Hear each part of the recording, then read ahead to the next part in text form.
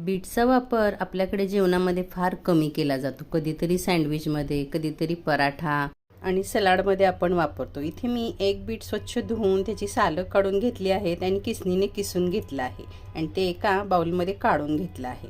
याच्यामध्ये चवीपुरतं मीठ टाकून घेतलं आहे आणि त्यावर अर्ध लिंबू पिळून घेतलं आहे. लिंबू पिळून घ्या किंवा 1 चमचा चाट मसाला टाकला तरी चालेल, कारण बीटची चव थोडीशी तुरट असते, त्यामुळे लिंबू किंवा चाट मसाल्याने त्याला छान चव येते.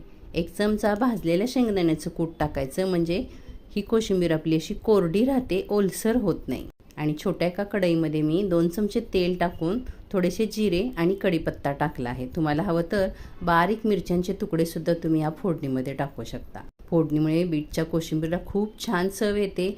ओलं खोबरं आणि कोथिंबीर टाकून सर्व करायची. पुलाव बिर्याणी सोबत वेगळ्या चवीची कोशिंबीर खाऊन बघा. आवडल्यास लाईक करा.